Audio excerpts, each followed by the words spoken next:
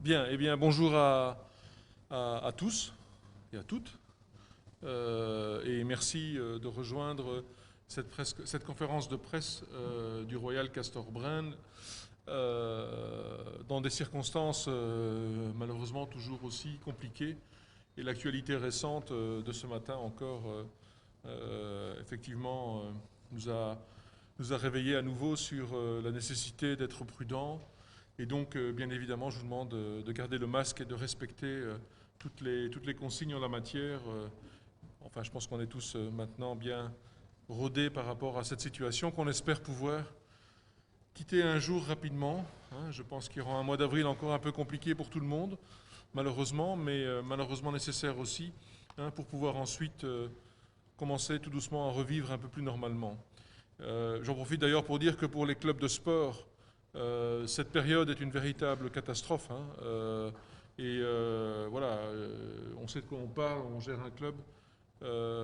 Et donc, petit clin d'œil à tous mes collègues présidents de tous les clubs, de tous les sports en Belgique, pour le travail fantastique qui est souvent ignoré. Les présidents et bien sûr les équipes avec les bénévoles, qui est souvent ignoré. Et je vous assure, c'est dans cette période compliquée Covid, c'est dur pour beaucoup de professions, ça l'est particulièrement aussi pour les clubs de sport. C'est vraiment, vraiment très difficile. Pensez aux jeunes qui ne font plus de sport depuis si longtemps. Et puis bien sûr aussi dans une structure professionnelle comme la nôtre, là je fais référence à la D1.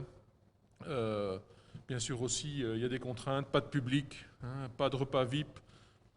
Certains partenaires forcément, dans l'ORECA en particulier, forcément en difficulté. Donc voilà. Et donc on doit faire preuve d'une créativité sans limite et aussi d'une énergie débordante pour maintenir le bateau à flot. Néanmoins, la vie continue et plus que jamais au Castor Brand, on a des plans, on a des idées, on a des projets et c'est de ça qu'on voulait vous parler aujourd'hui. Alors aujourd'hui, c'est un peu symbolique parce que Yvan me rappelait qu'il y a 6 ans, à peu près jour pour jour, nous avions ce bonheur inestimable de jouer une finale de Coupe d'Europe. Vous connaissez tous l'histoire, malheureusement on l'a perdu, mais voilà, on l'a vécu et ça on ne pourra jamais nous l'enlever. C'était un événement fantastique avec plus de 6500 personnes au Dôme. Je pense qu'on l'a encore tous dans les mémoires. On arrive aussi dans la période où ça fait 10 ans que le club des Castors a rejoint la Division 1. Et donc voilà, j'espère à la rentrée en septembre, ce sera aussi l'opportunité de fêter cette décennie qui a été, on peut le dire, très intéressante. Mais les Castors, ce n'est pas que la D1, et ça c'est très important. Les Castors, c'est aussi de très très nombreux jeunes qui viennent pratiquer du basket, soit sous forme de loisirs, mais de loisirs sérieux, soit avec l'intention de briller au plus haut niveau dans les années qui suivent. Et c'est vrai que depuis quelques années, on a mis sur pied, on a essayé de mettre sur pied des structures, en tout cas d'apporter le meilleur possible pour les jeunes. On a donc acquis une expérience et aujourd'hui, on vous a invité pour vous présenter le projet, le plan, le planning au niveau de l'école des jeunes en général. Je ne vais pas m'étendre plus parce que des personnes autour de moi, Gérard et Yvan, auront le plaisir de vous expliquer en détail de quoi il s'agit. Moi, ce que je vais faire en introduction, c'est aussi de vous parler de la D1. Parce que l'occasion était belle d'aborder aussi le thème de l'équipe professionnelle. D'autant plus que, comme vous le savez, l'année passée, on a pris un virage important. Pour la première fois, on s'est retrouvé cette année-ci avec davantage de joueuses de nationalité belge que d'étrangères. Et qui plus est, davantage de jeunes joueuses, talentueuses, toutes, ou presque toutes en équipe nationale jeune belge, voire européenne. Cette tendance, ce mouvement, c'est pas par hasard, c'est pas juste par coïncidence, c'est voulu, bien sûr. Et bien sûr, le lien entre l'AD1 d'une part et l'école des jeunes d'autre part est essentiel. Et Gérard et Yvan vont vous l'expliquer. C'est absolument essentiel que le staff de l'AD1 soit aussi en complète synchronisation, cohésion, connexion, cohérence avec le staff de l'école des jeunes. On va vous expliquer. Et donc, quelques mots sur l'AD1 et aussi des annonces, les premières annonces. C'est aussi la raison de cette conférence de presse. En fait, le staff, c'est important. La stabilité est importante et donc, vous l'avez déjà lu quelque part, le staff D1 est complètement reconduit pour la prochaine saison avec Fred Dussard comme coach, avec Louba comme assistante coach, avec Carlina kiné plus parce qu'elle fait aussi plein de choses autour du métier de kiné et avec Kathleen ici présente d'ailleurs que vous connaissez bien comme team manager. Donc je pense que c'est important effectivement de travailler sur la longueur et sur la cohérence. Alors bien sûr, il y a plein d'autres gens qui travaillent autour de l'AD1. Là, j'ai simplement illustré le staff sportif vraiment proche de l'équipe. Alors, on peut passer au slide suivant parce que c'est la première annonce. C'est que nous avons renouvelé tous les contrats des jeunes joueuses. Et donc aujourd'hui, j'ai le plaisir de vous informer que Maxwella, ce sera sa 5e saison, je pense, oui. Élise qui a vraiment grandi durant cette saison à la distribution. On l'a encore vu samedi à Escaway à la distribution. Donc Élise sera bien toujours Castor la saison prochaine. Eva, qu'on a vu aussi grandir durant la saison, dans un rôle pas évident, un nouveau milieu. Malheureusement, Eva s'est blessée hier à l'entraînement et donc on attend des nouvelles. Elle passe une IRM pour l'instant. On craint que ce ne soit une blessure grave, mais donc ça on verra bien. Mais ça ne change rien au fait qu'Eva est Castor pour toute la saison. Tess Kapanga, qui a apporté aussi sa taille, sa puissance et qui a beaucoup appris aussi au contact des professionnels. Tess sera toujours Castor la saison prochaine. Et puis alors, vous avez vu aussi 2 jeunes accompagner l'équipe et donc surtout aussi participer aux entraînements, Kato Artsens et Shadia Samsam, qui seront toujours bien présentes la saison prochaine. Qui plus est, parce qu'on aura bien sûr des équipes de jeunes qui, on l'espère, pourront pratiquer leur sport, seront aussi des éléments de la 2e équipe des jeunes. Donc, première grande bonne nouvelle, tous les jeunes de Braine qui ont rejoint l'environnement D1 sont confirmés.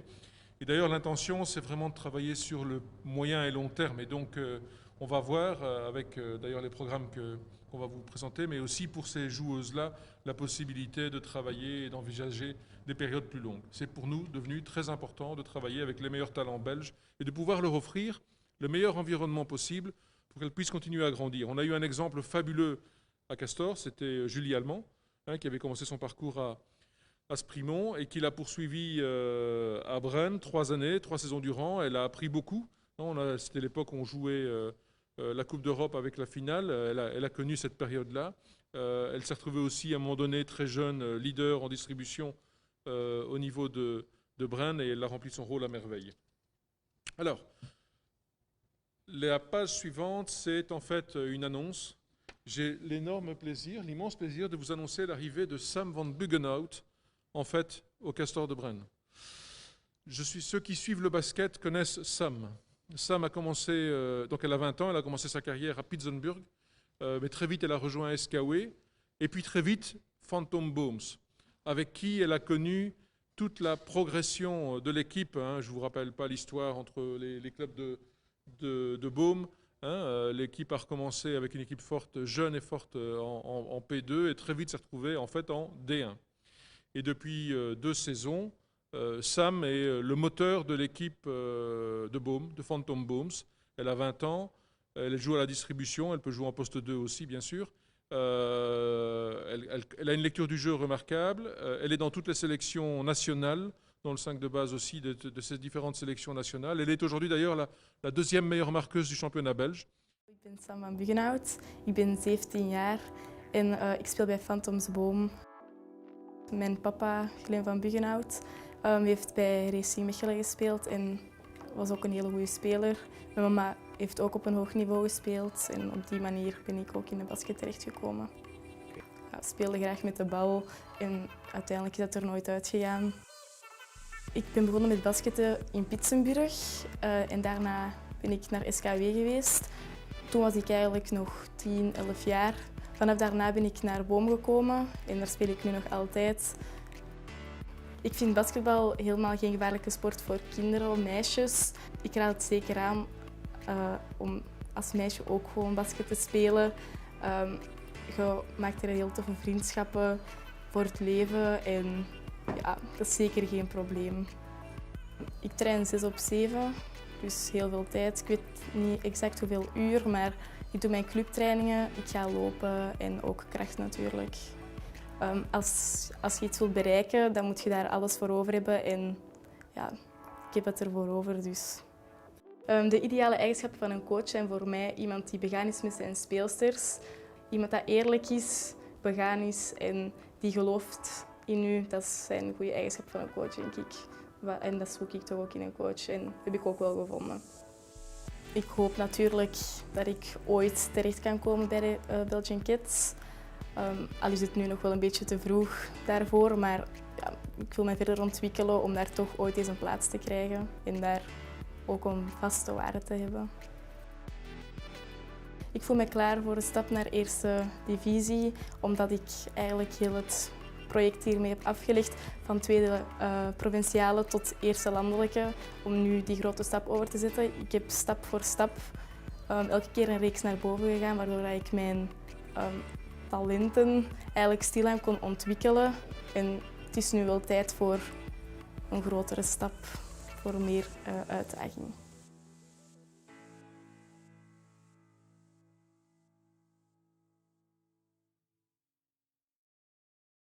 Et donc, pour bien suivre cette logique que je vous ai expliquée sur le slide précédent, on continue, on renforce d'ailleurs cette volonté de travailler avec les plus grands talents belges en basket.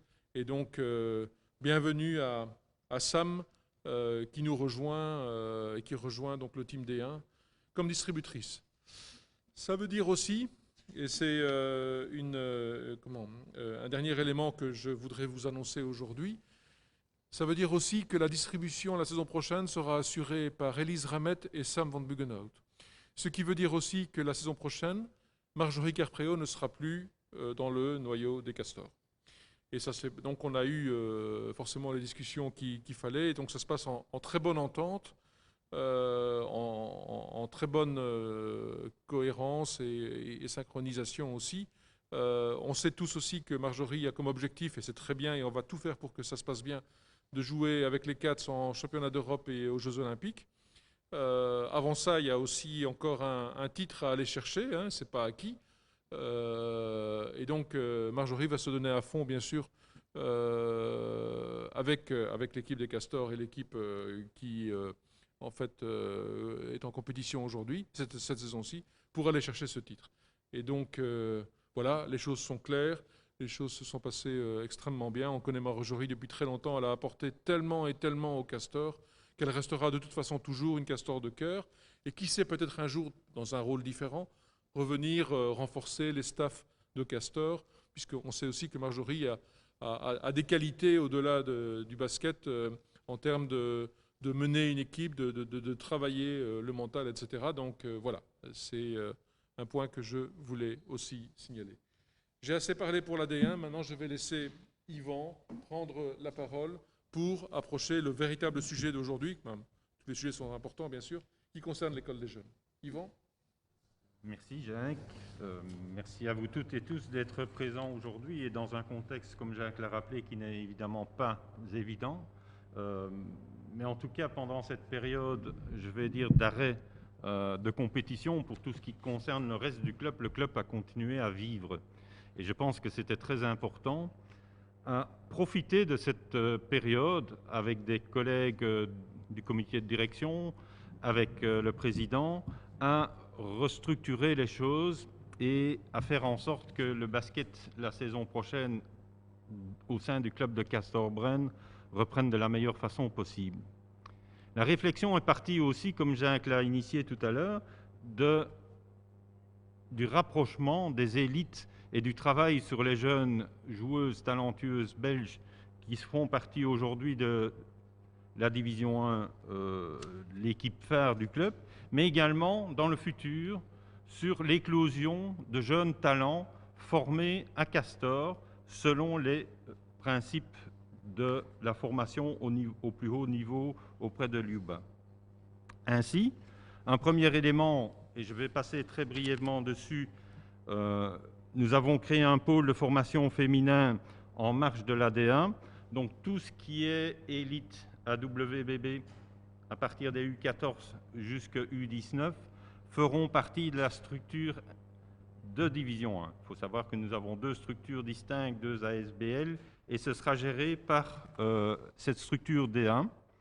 Pour ça, je laisserai le soin à Gérard, qui est là aujourd'hui, qui nous fait le plaisir de nous rejoindre ou de revenir à Bren, parce que Gérard était déjà passé à une autre époque comme coach ici à Bren, et de nous rejoindre sur le développement du pôle féminin. En marge de cela, bien sûr, il y a tout le reste du club qui est aussi très important. Et quand on parle d'élite féminine qu'on veut rapprocher vers une D1, aujourd'hui en hommes, il y a également une éclosion de jeunes talents, mais qui ne sont pas aujourd'hui aptes nécessairement à évoluer dans un club de division 1. Mais notre deuxième équipe, finalement, c'est quand même l'équipe de division 2 régionale hommes. Et là, nous avons créé vraiment une structure développée autour de 3 équipes, la régionale 2, les U21 WBB et la P2 hommes. Le coach, c'est Gianni, c'est lui qui va coordonner le tout.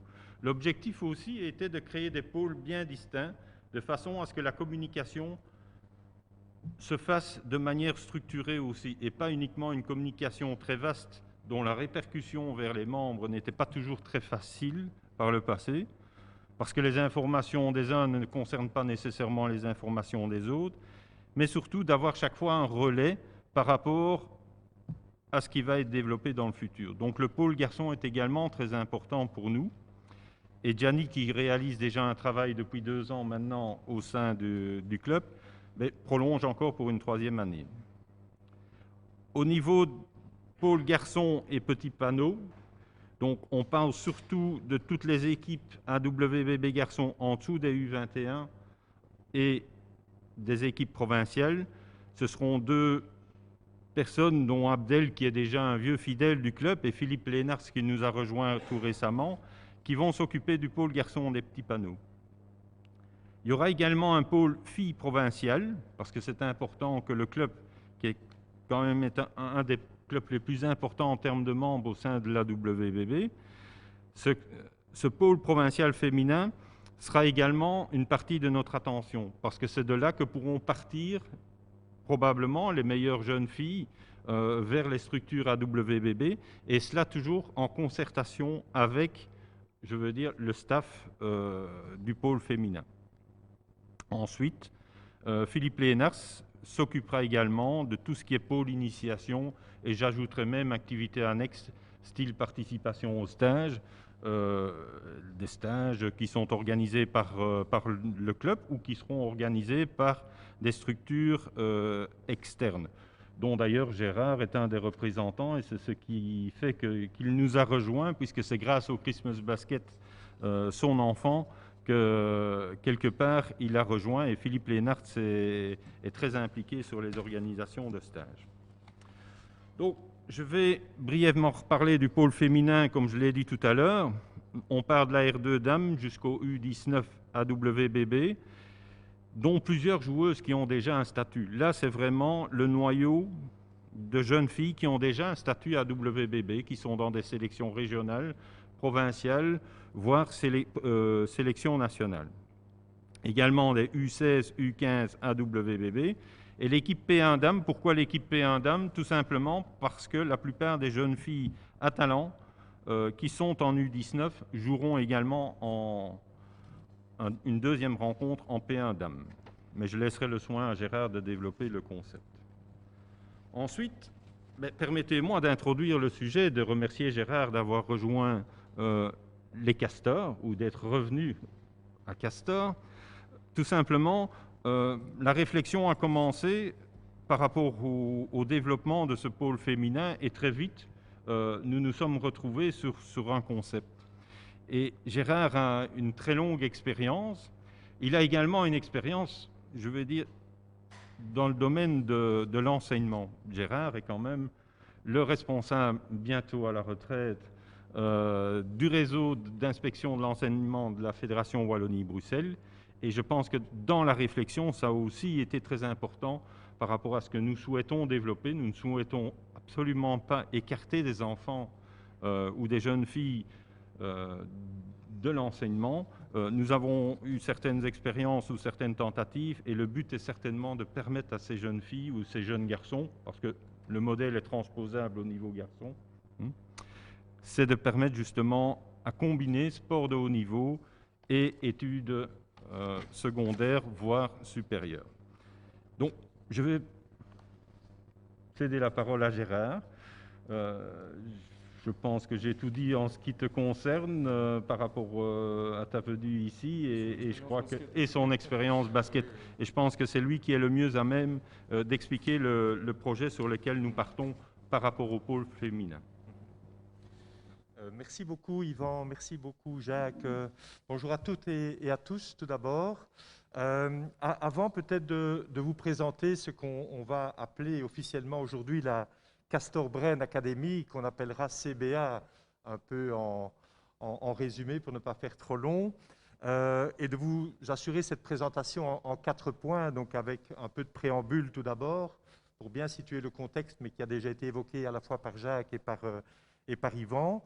Vous présenter alors la vision et puis les objectifs généraux de CBA aussi pour bien cerner le cap vers lequel nous voulons aller, même si ça a déjà été bien développé, et de vous présenter alors surtout ce projet, ce nouveau bébé, entre guillemets, que les castors donc, mettent en place et en valeur et initient.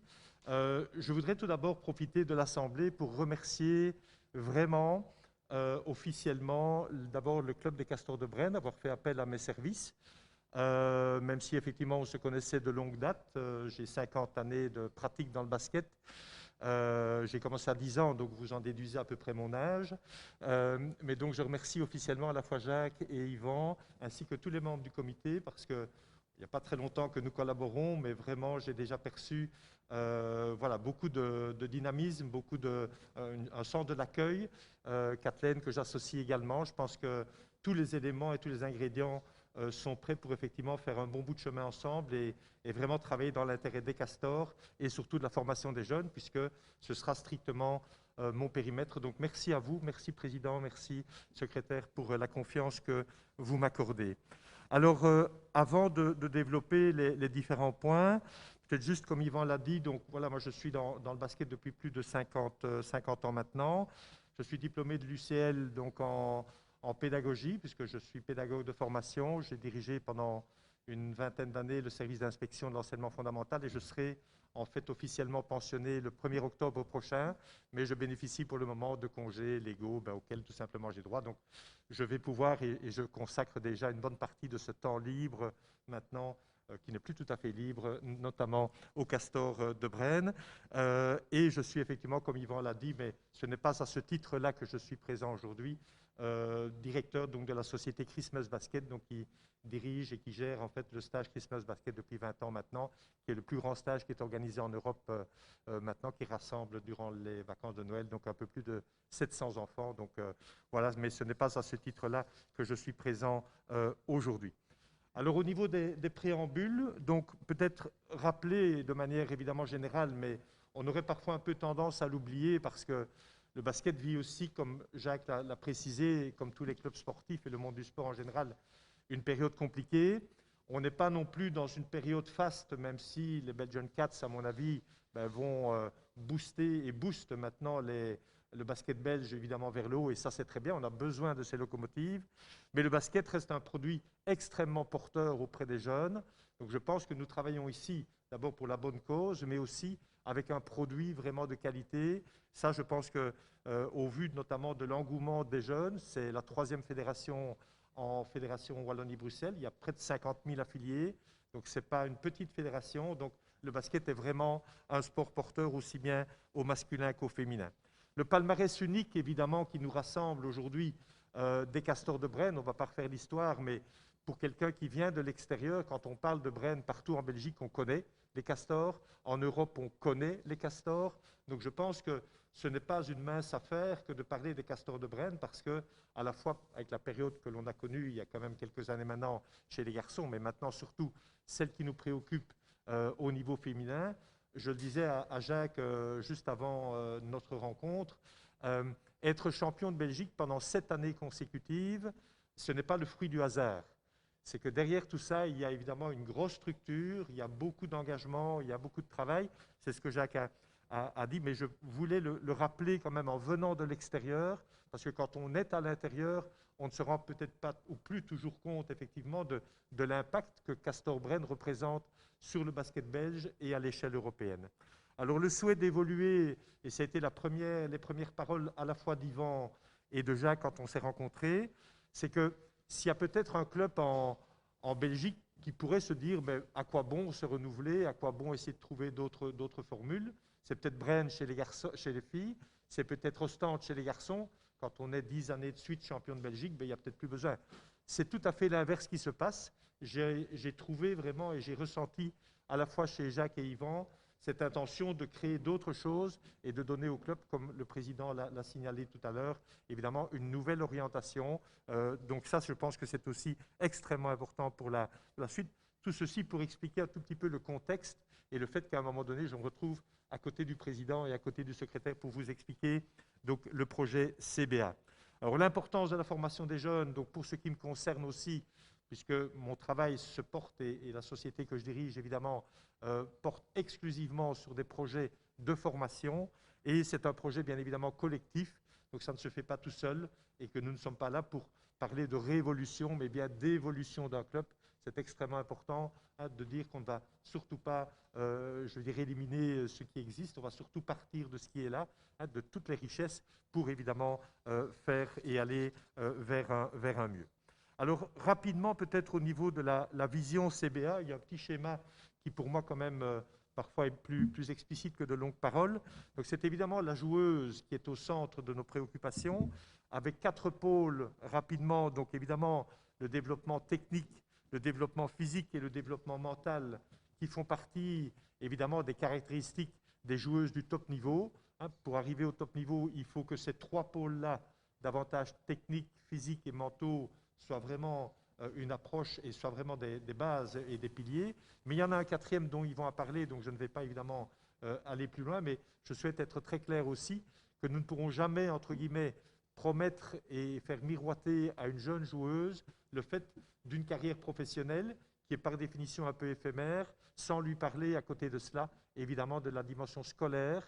Et donc, dans CBA, et à l'intérieur de CBA, nous parlerons aussi de la dimension scolaire et nous assurerons autant que possible avec les parents, qui sont les responsables, évidemment, ce suivi.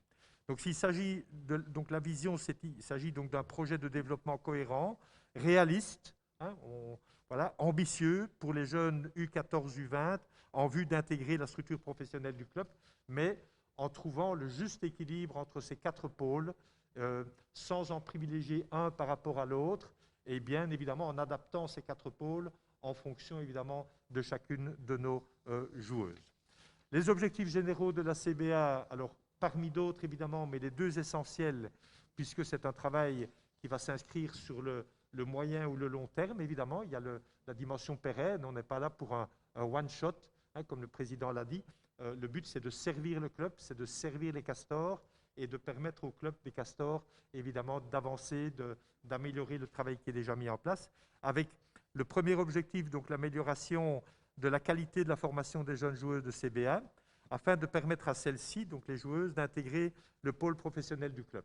Ça, c'est le premier élément du cahier des charges qui est le mien, c'est qu'à terme, l'objectif de CBA, c'est celui-là. Donc on parle tout de suite du top niveau, on parle tout de suite évidemment du basket vers l'élite, avec tout ce que cela comporte évidemment de paramètres dont on a déjà parlé. Alors privilégier de la même manière la formation scolaire, vous voyez que tout de suite on revient à cet équilibre entre le basket, le sport et évidemment la formation scolaire des jeunes joueuses, ainsi que leur intégration future dans la vie professionnelle, puisque on peut considérer qu'à 20 ou 22 ans, une joueuse a sans doute terminé son parcours, son cursus.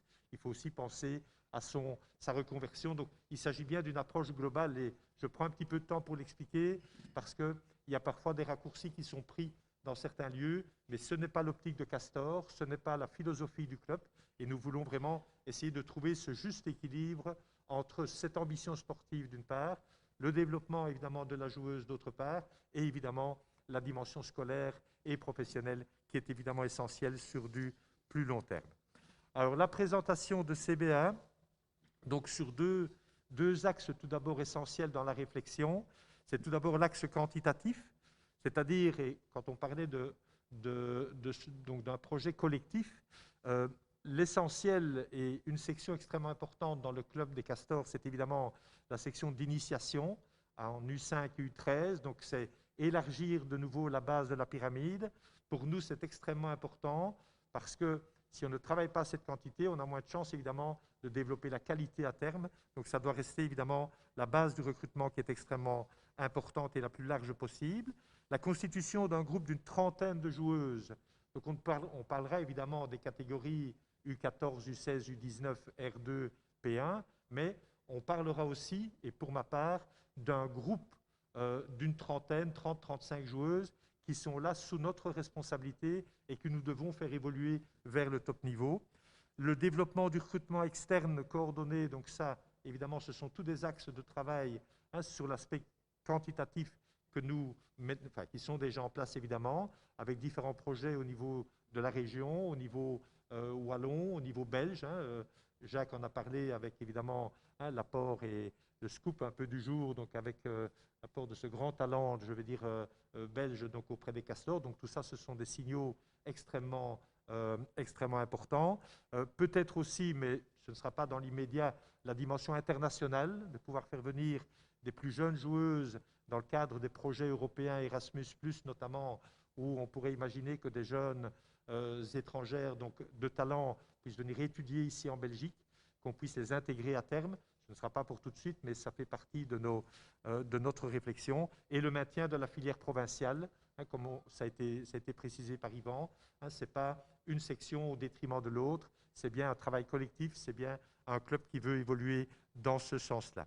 Le développement de l'axe qualitatif, évidemment, puisque si on a de la quantité, c'est très bien, mais il faut aussi maintenant aller vers la qualité. Avec un staff technique de qualité, je vais vous le présenter, puisqu'il est officiellement constitué, alors c'est depuis ce matin, donc évidemment les agendas sont bien synchro. L'augmentation du volume d'entraînement, je vous en parlerai aussi évidemment rapidement. Une approche davantage personnalisée au départ donc, de ce groupe d'une trentaine de joueuses, et un travail collaboratif du staff technique, et un entraînement spécifique également qui sera donné par Patrick Meulart. Je voudrais aussi avoir donc une petite parenthèse concernant Patrick. Voilà, pour saluer tout d'abord, mais le président pourrait le dire beaucoup mieux que moi parce que je connais Patrick de très longue date, mais Patrick a fait un travail remarquable au sein du club, de longue haleine, avec tout ce qu'il a pu apporter de sa passion. Et Patrick restera donc à l'intérieur du staff de CBA, mais en donnant uniquement une séance, je veux dire, technique individuelle. Donc il n'aura plus la responsabilité d'une équipe. Ça s'est fait, comme Jacques et Yvan l'ont dit tout à l'heure, en bonne intelligence.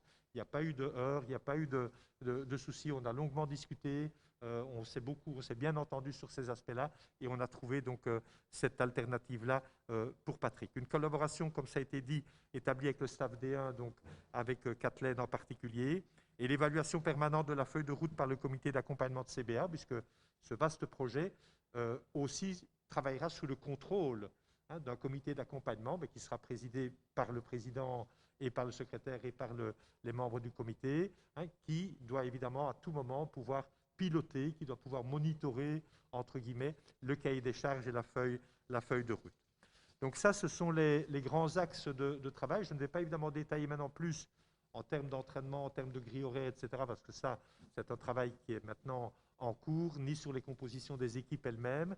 Tout ça est en cours d'élaboration avec le staff et on communiquera évidemment plus en avant. Mais une dernière information et rapidement, c'est évidemment la composition du staff technique. Je vous ai parlé de Patrick. Vous retrouvez d'ailleurs le nom Meulart assez bien dans la composition de notre staff, puisqu'il aurait été un peu je veux dire, malvenu aussi de dire, ben voilà, on ne travaille plus avec des gens qui étaient là depuis pas mal d'années, mais dans un rôle un peu nouveau. Alors, il y a sur la première ligne, donc les trois cases, donc c'est un peu les aînés.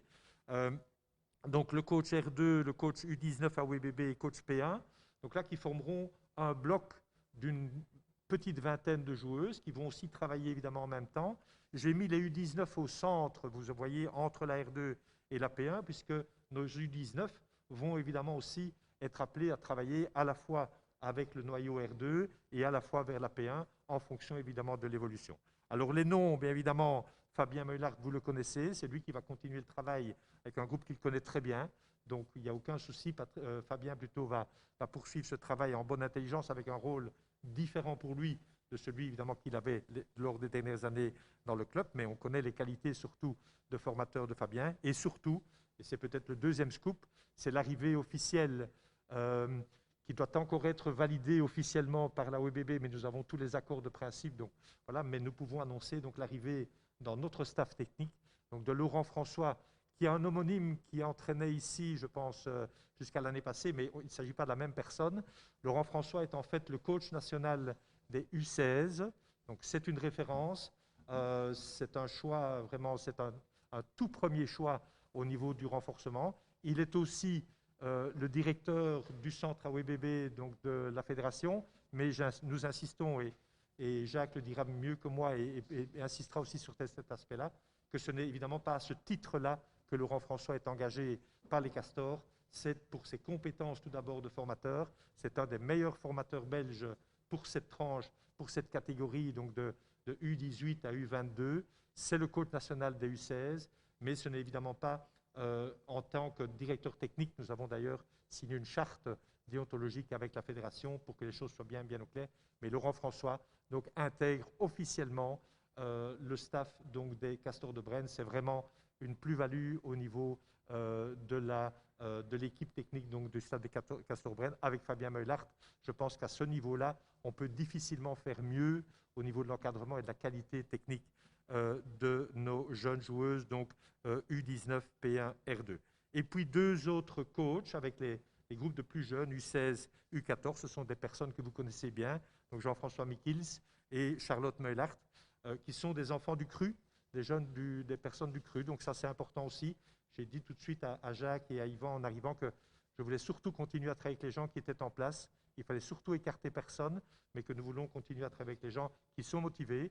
Charlotte est une jeune du club, donc qui a envie de s'investir dans le coaching. Donc nous allons lui confier cette équipe du 14, et Jean-François est aussi une valeur sûre dans le club, quelqu'un qui était très attaché au Castor.